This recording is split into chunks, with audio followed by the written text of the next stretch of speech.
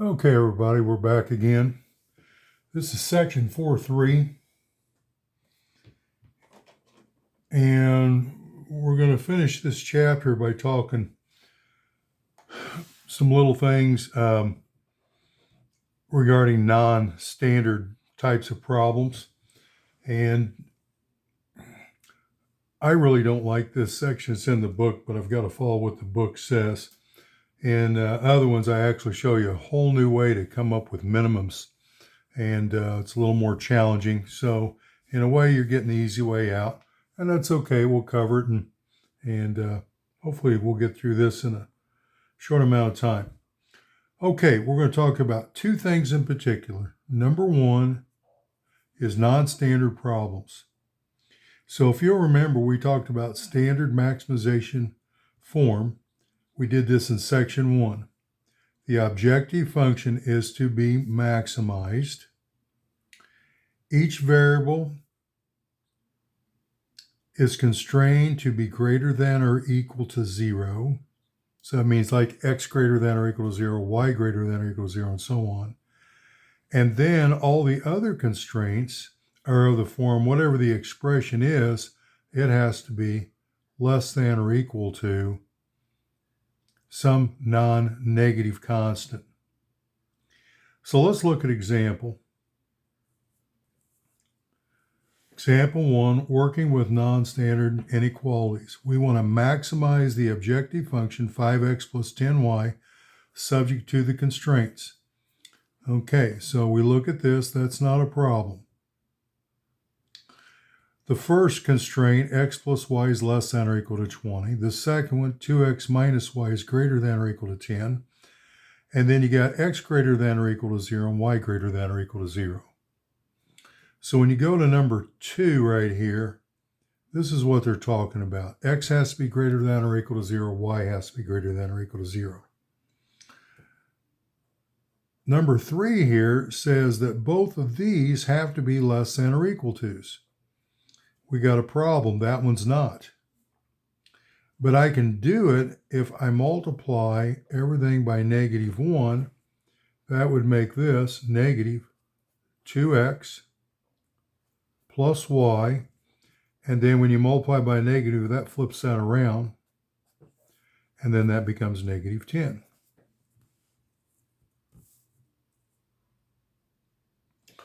So we start with these, and then if you come down here, here's your x plus y less than or equal to 20.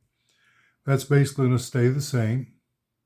And I could think of that as x plus y plus u equals 20. This one started out 2x minus y greater than or equal to 10. That's what I had right here.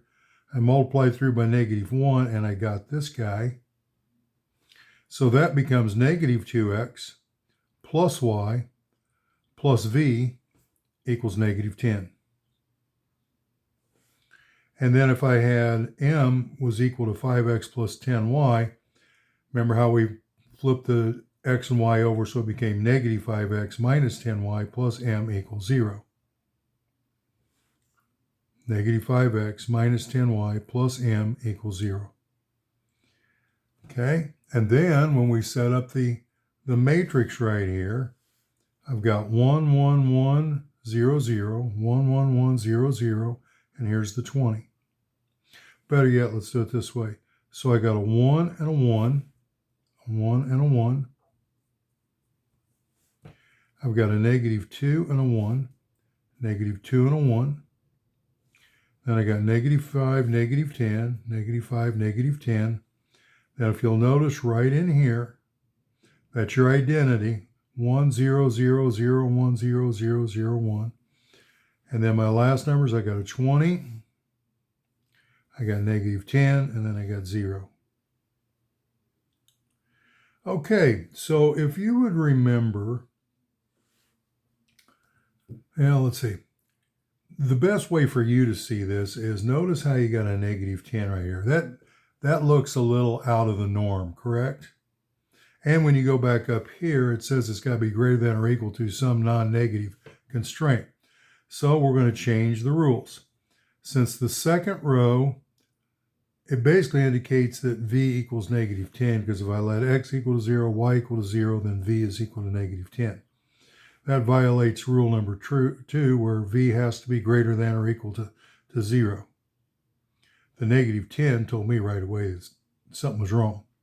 So when this happens, we choose the row where the negative is. That's right here. We'll choose that row. Our pivot's going to be here. That's the pivot row. Okay?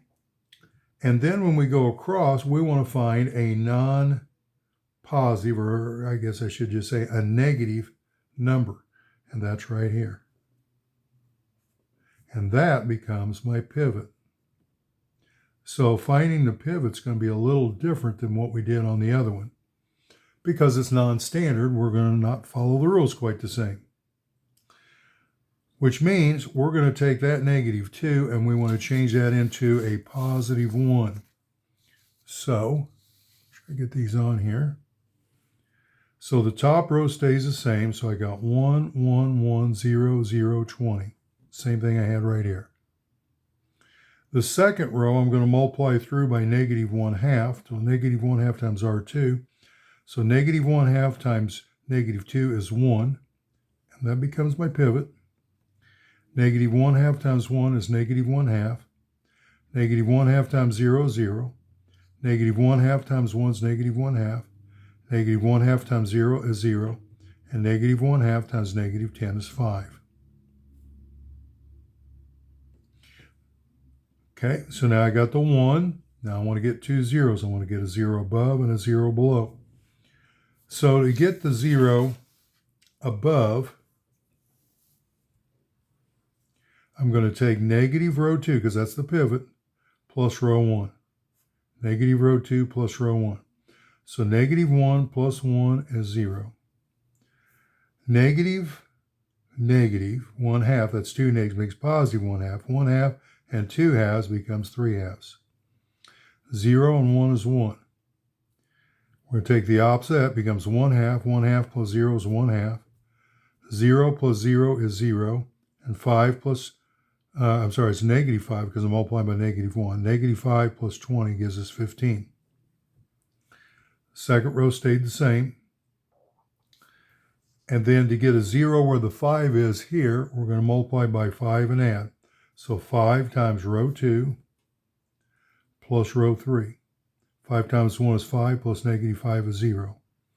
5 times negative 1/2 is negative 5 halves. That's going to be negative 20 over 2. So negative 5 and negative 20 gives you negative 25 over 2. 0 plus 0 is 0. Then I'm going to multiply this by 5. That's negative 5 halves. Negative 5 halves plus 0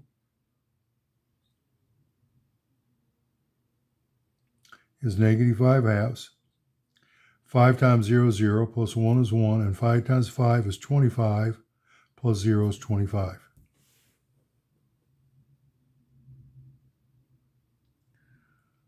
Okay, now when you look at it, we've got a negative right here. So this is going to become my pivot column. We're back to doing the same thing. Follow the same rules we did in the last section, which you got that. So I'm going to find the ratios. 15 divided by 3 halves is 10. Here you're going to have 5 divided by negative. That's negative. So I would not use that. We want the smallest non-negative, so that would be the 10. We would never use this guy here. So that tells us where the 3 halves is. That's going to become our pivot. We want to make that a 1, so you're going to multiply through by 2/3. So 2/3 times row 1. 2/3 times 0 is 0. 2/3 times 3 halves is 1. 2/3 times 1 is 2/3. 2/3 times 1/2 is 1/3. 2/3 times 0 is 0. And 2/3 of 15 is 10. Okay. Row 2 stays the same as what we had up there. So 1, negative 1/2, 0, negative 1/2, 0, and 5. Okay, and then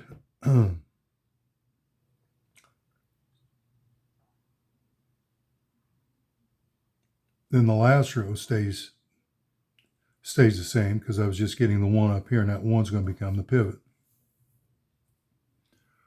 Okay, now jumping ahead, I want to get a 0 here, so I'm going to multiply 1/2 times row 1 and add it to row 2. And that gives me this. So 0 and 1 is 1. That becomes 1/2 plus negative 1/2 is 0.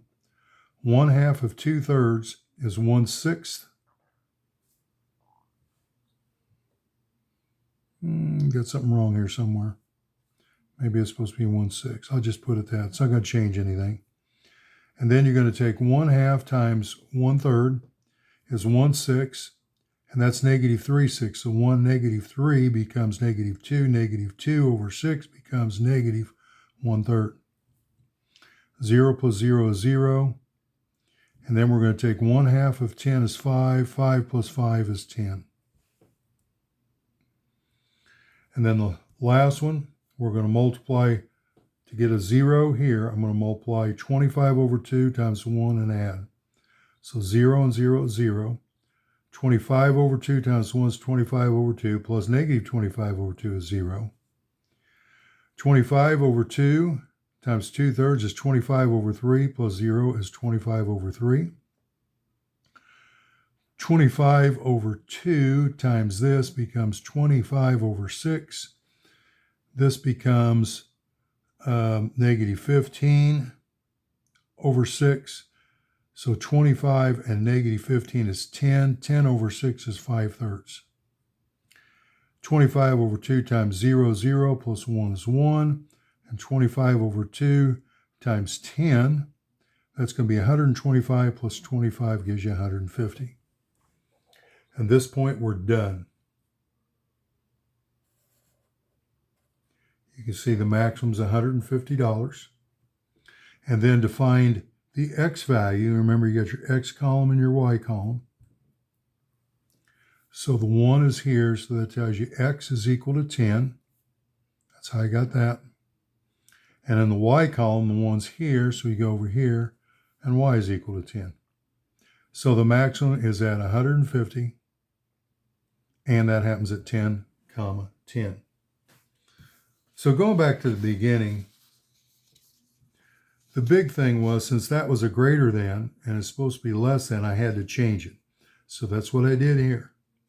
Then once you change it as you go through, if you have a negative over here, then you're going to change how you find the pivot. Do a couple of them, you're usually okay. Okay, so let's look at the minimum problem. We know how to find the max, but we want to find a minimum. So to find the minimum, get my pages right here. Minimizing some function, I'm going to make this bigger, f.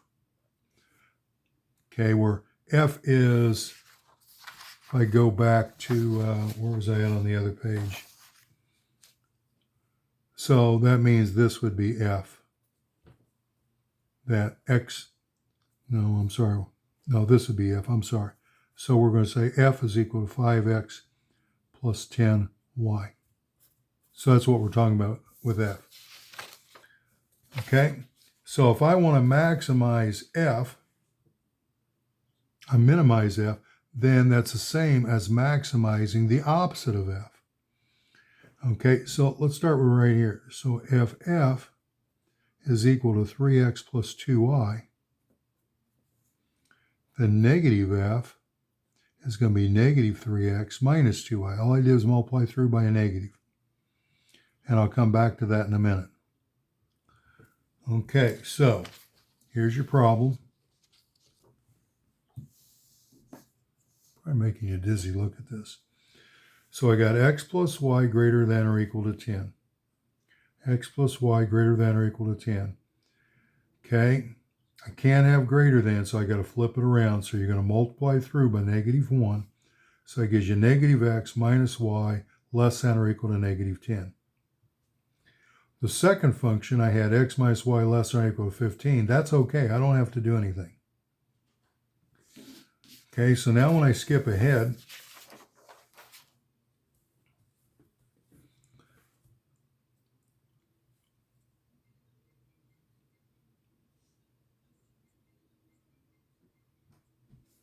I'm going to have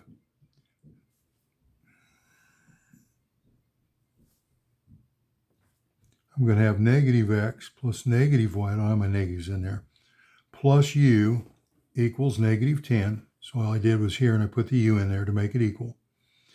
And from the second one, I'm going to have x minus y plus v equals 15. And then I've got the 3x plus 2y. If you go back to what I was doing here,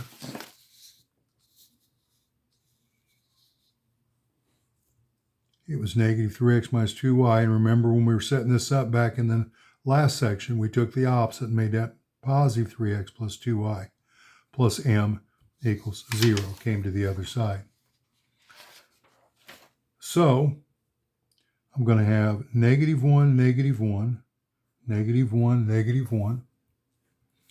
I've got 1, negative 1, 1, negative 1. And I'm going to have 3, 2, 3, 2. Okay, when you look here, I got 1, 0, 0, 0, 1, 0, 0, 0, 1. There's the identity. And then my constants, I've got negative 10 right here. I've got 15 here, and this number is always 0. Okay, so like the last problem, since I have a negative here, I'm going to go back over and pick a negative here. And as it works out, I'm going to pick I usually just pick the first one. So that's negative 1. So I want to make that positive. Positive 1. All I have to do is take the opposite of row 1. So the opposite of negative 1 is 1. The opposite of negative 1 is 1. The opposite of 1 is negative 1. Then you get 0, 0, and the opposite of negative 10 is positive 10. And the other two rows stay the same. So this became my pivot automatically.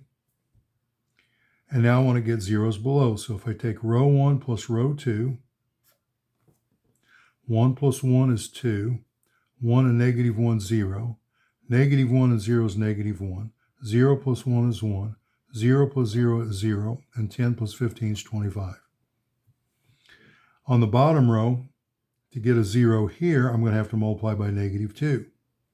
So that's negative 2 times row 1 and add it to row 3. So negative 2 times 1 is negative 2, plus positive 3 gives me 1.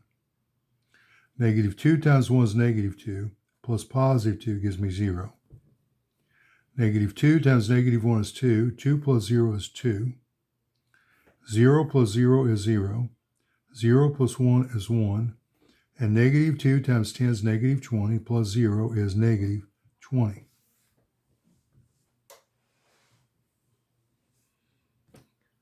Now, this is going to look a little odd, but remember, when we went back, we'll find that other page. When we went back to the other page here, remember how I said minimizing f is the same thing as maximizing the opposite of all that,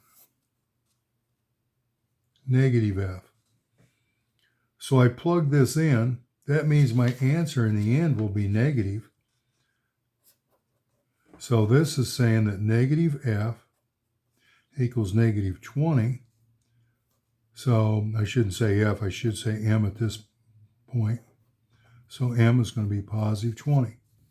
So since the maximum of this is negative 20, the minimum would be positive 20. And that sounds all backwards to you as you're trying to listen to it. Okay, that's the first two examples. I'm not going to do the third one because I think that would confuse you more. I'm trying to keep it simple. I think this section is confusing. And I'm trying to be impartial here, but if it were me, I would have set it up a different way. I would have showed you something different. It would have been harder, but it would have made more sense.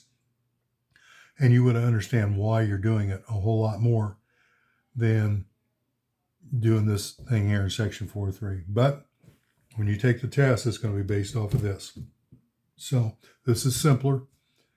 Work a couple problems. I think you'll be okay. Okay, and with that, I'm going to quit.